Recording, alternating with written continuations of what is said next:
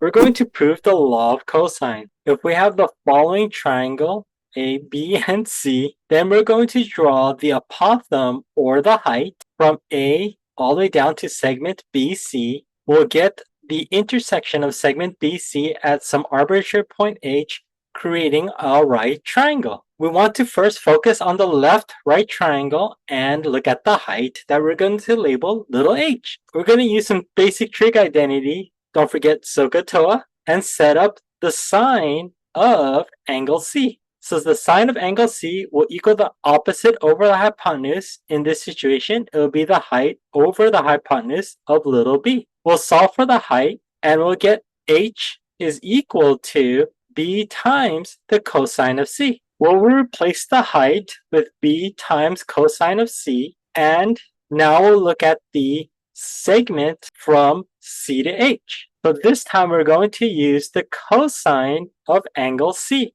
With the cosine of angle c, that will equal the adjacent over the hypotenuse, which will be segment ch over the hypotenuse b.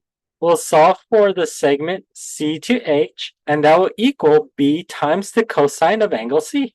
We'll replace the base of the left triangle, the triangle A, H, and C, with B times the cosine of C. This will divide the length of B to C into two parts. So we'll redefine the segment A. So segment A is A plus cosine of C plus A minus B times the cosine of C. We now want to start focusing on the right side of the triangle, which we're going to focus on A minus B times the cosine of C. Now that we're focusing on the right side of the triangle, we can slowly remove the information of the left side triangle. On the right, we want to focus on the height, which is B times cosine of C, and the base, which is A minus B cosine of C, and the hypotenuse, the length of little c. Here we go. Now we're going to use Pythagorean theorem into our right-sided triangle, where, remind ourselves, the hypotenuse squared is equal to the base squared plus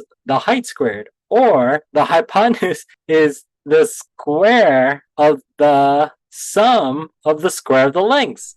So we're going to take the base here, or leg of A, and substitute it into the first sum squared. Then we're going to take our height value that we're going to replace with B, and we're going to square that. There it is. Don't forget to like and subscribe. Let's do some fancy algebra to finish the rest of the law of cosine proofs. We're going to need the Pythagorean identity, where we have sine squared plus cosine squared is equal to 1.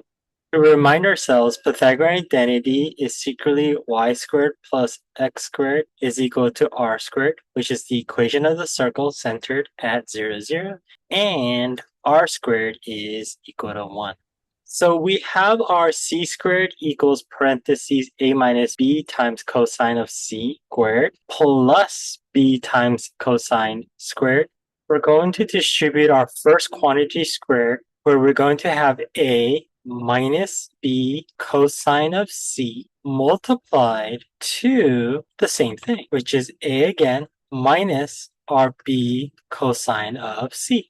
So we have negative b cosine of c times negative b cosine of c. This will give us negative b squared cosine of c squared. Then we have negative b cosine of c times a. This will give us negative a b cosine of c. Then we move on to our next term to distribute. We're going to have the a times negative b cosine of c. That will give us negative a b cosine of c again. Then we have a times a, and that will give us a squared. Then we're going to combine our like terms. This will give us a squared minus 2ab cosine of c minus b squared cosine of c squared. Then we'll have to add in the second quantity squared. This would be nice and simple because we'll just have b squared sine of c squared. Now that we have distributed out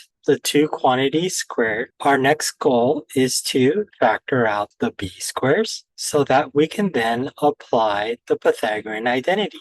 Now that we factored out the b squared, we're going to substitute the cosine of c squared and the sum of sine squared to become 1. Once we do this, we'll end up with our formula for law of cosines. Now that we use the Pythagorean identity, all we have to do is rewrite our equation by just moving the b squared after the a squared. So we now have c squared equals a squared plus b squared minus 2ab cosine of c. And that's our law of cosines. Don't forget to like and subscribe.